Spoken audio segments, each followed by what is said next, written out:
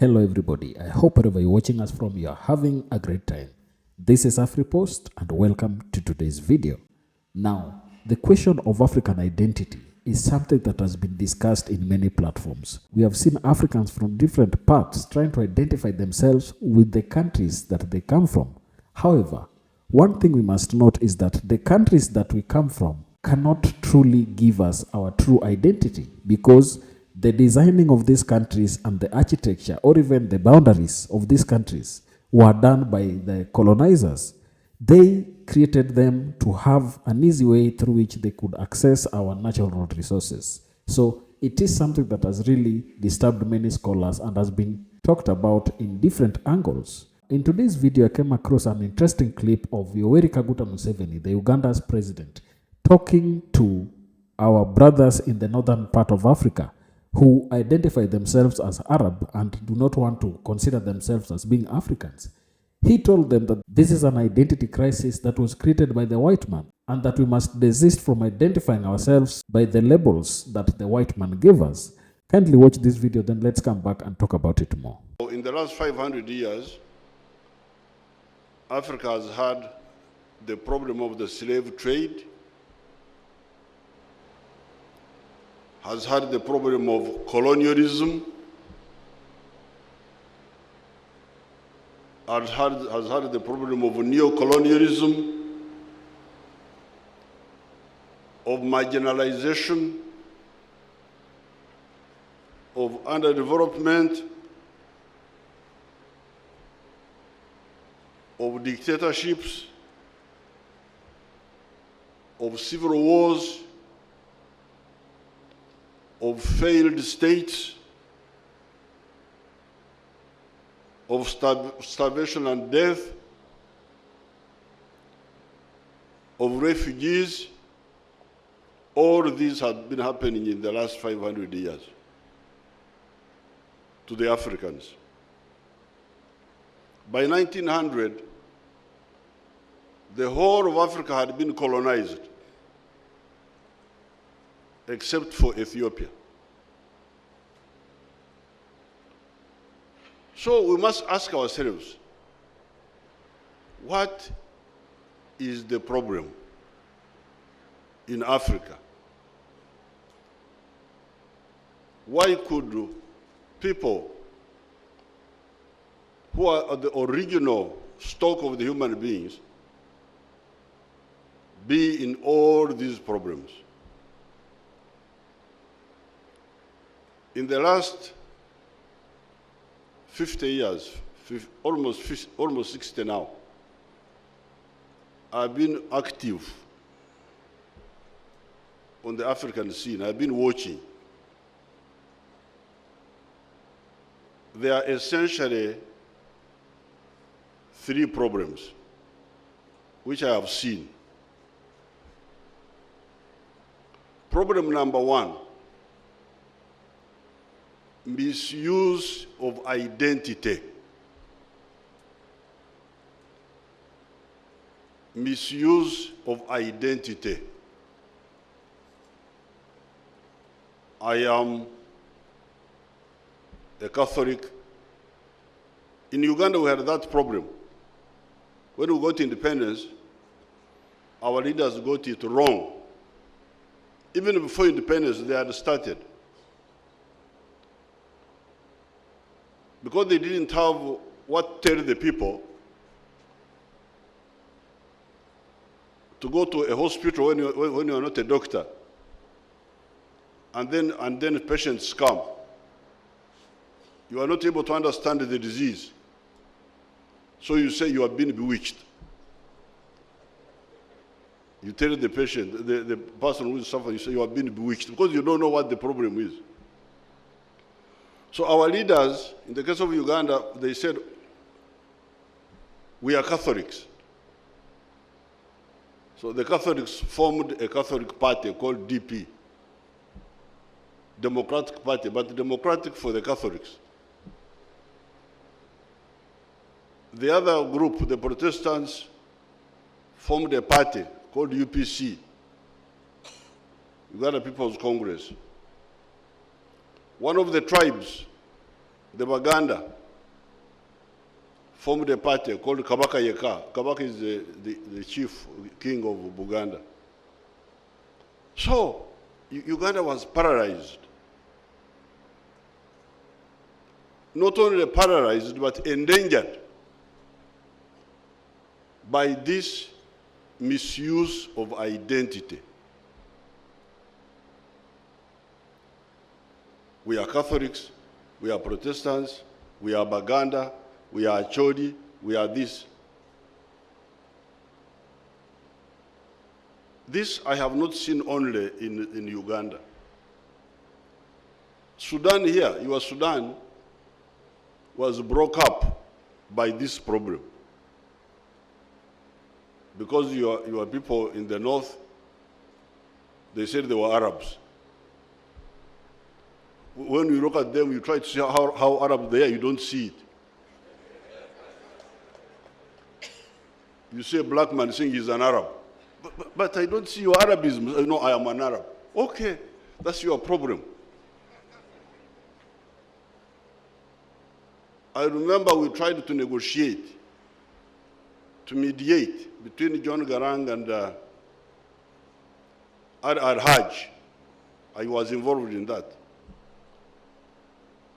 Why do you insist on your identity at the expense of other people?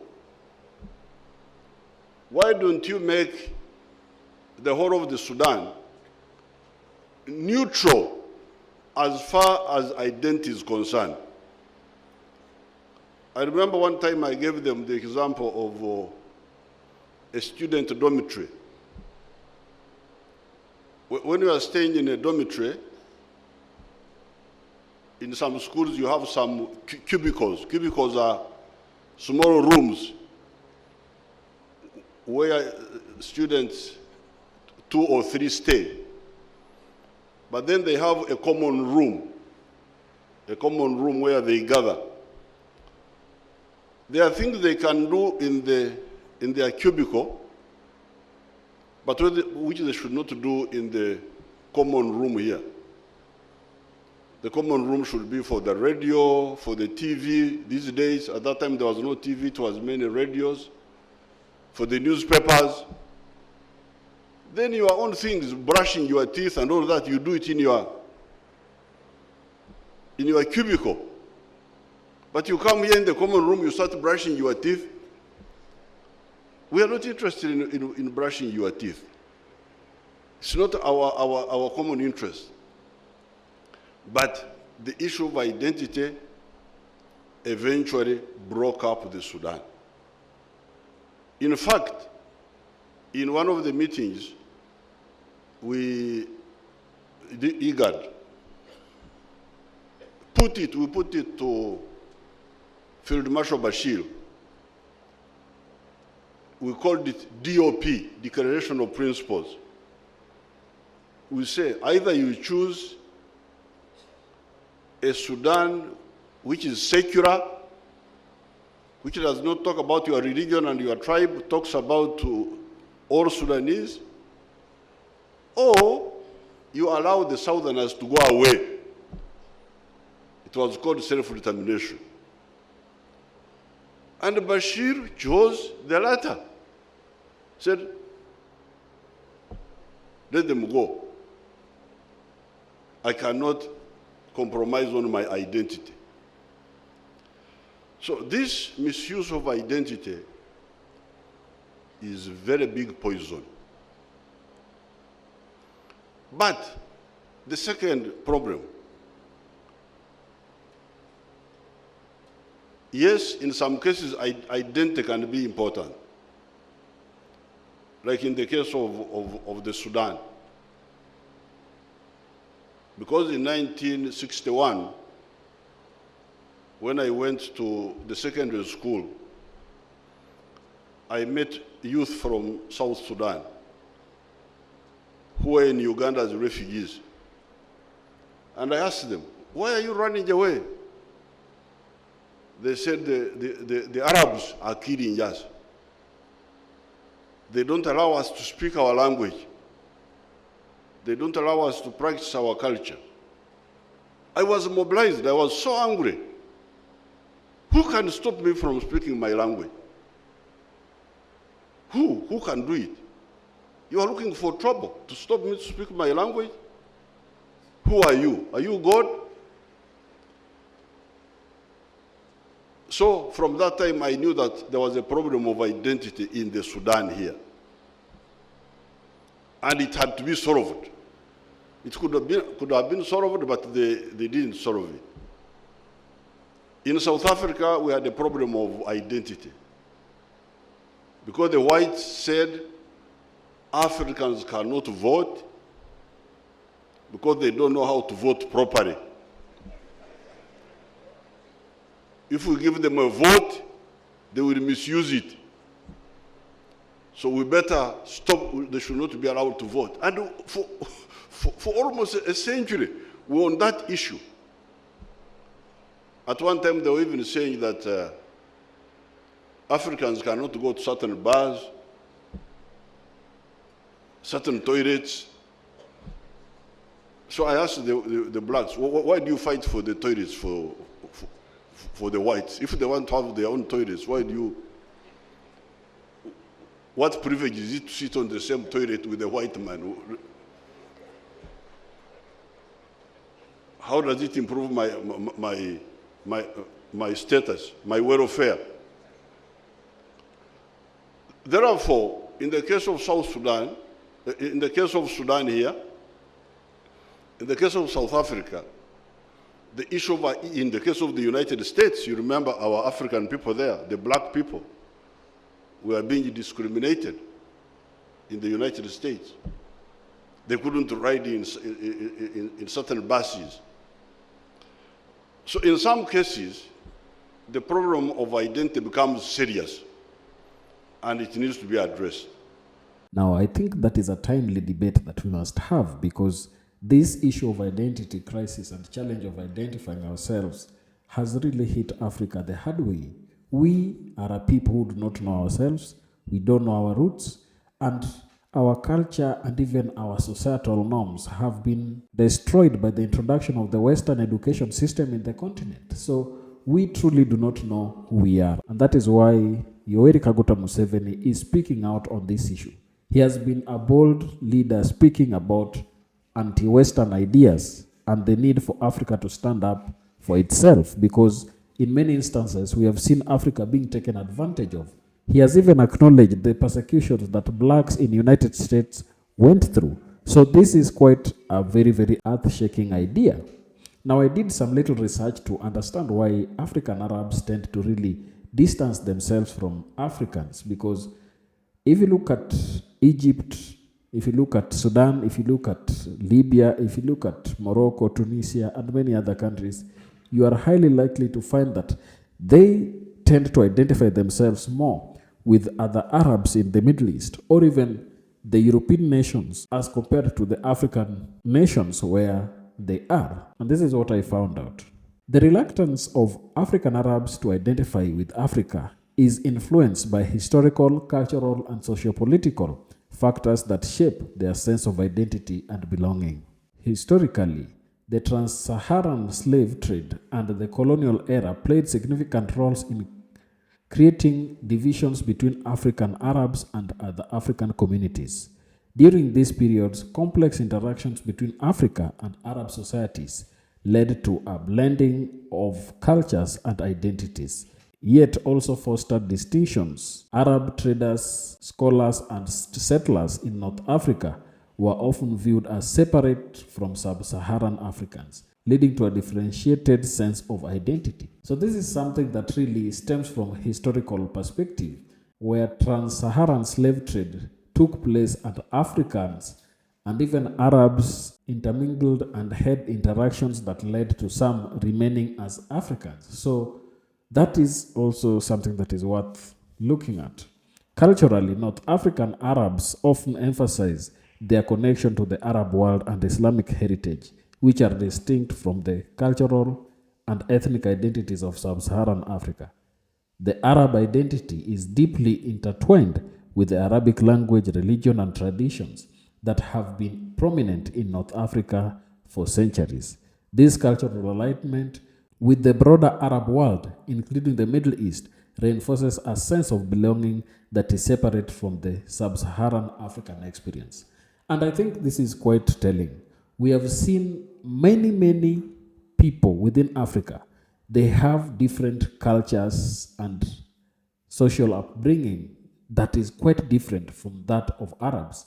The language they speak, the manner they behave, and even their looks. So sometimes you find it quite difficult for these Arabs to flock to identify themselves as being part of Africa, because when they look at themselves, they are able to identify that they have more similarities with Arabs in the Middle East and even in Europe as compared to the Arabs, as compared to African communities that they live with in Africa.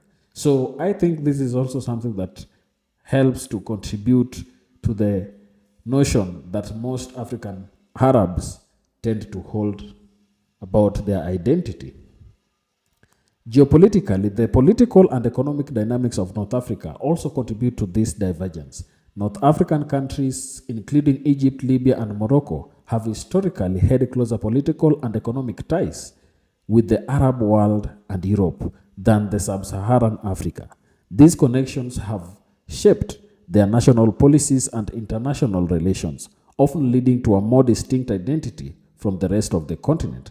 Additionally, regional conflicts and rivalries sometimes exacerbate these separations, further entrenching the divide. So the challenges that we kind of see in this region can also come from regional geopolitical alignments. Currently, we have seen that there is this war in Gaza where Israel is tormenting citizens of Gaza, and it is something that has been discussed widely. But you will find that many African Arab countries, like those on the North African part, tend to really align themselves with Palestine because they are finding that these are Arabs like us and they are being persecuted by people who are not Arabs. And that is why when they align themselves with people who support Palestine, there is a high likelihood that they will depart from being African as we have known them to be. So that is also a serious issue that we must look at when discussing such kind of issues. Socioeconomically, disparities between North Africa and Sub-Saharan Africa can contribute to differing perspectives on identity. North African countries generally have a higher income levels and different economic conditions compared to many Sub-Saharan nations. This economic disparity can foster a sense of separation and a preference for aligning with Arab world, which is perceived as more economically and politically influential. So this is also something that is quite interesting. And this is true. The per capita income of most Arabic countries are quite high compared to other nations. So when you look at it, the countries in North Africa that are dominantly Arab are also having higher per capita incomes. And this can make them align themselves quite clearly closer to other Arab nations compared to how they could align themselves with other African countries. Lastly, the legacy of colonialism and the arbitrary border imposed by colonial powers often ignored the diverse ethnic and cultural realities of Africa. These borders sometimes further fragmented identities and reinforced distinction between North Africa and Sub-Saharan Africa. So the borders that were created by the colonizers also play a part in entrenching these divisions that we continue to see. Our identity was set up to be controlled by the white man because since they drew the borders in the African continent, they have determined how we look at ourselves, they have determined how we view our abilities, they have determined how we relate with one another within the African continent. I am sure they were afraid that if Africans unite, they will not have space to exploit our natural resources. In conclusion, the reluctance of African Arabs to identify with Africa stems from a complex mix of historical legacies, cultural affiliations, geopolitical alignments, economic disparities, and the impact of colonialism. These factors collectively shape a distinct identity that often separate North Africa from the broader African continent. So it is a reality that has been seen in many ways, and I think President Yoweri Kaguta Museveni is in his own right able to speak to the truth that exists in these nations. Tell me down in the comment section what you think about this, and if you're watching us for the first time, don't forget to subscribe to our channel, like this video, and also share. Thank you, and may the good Lord bless you. Goodbye.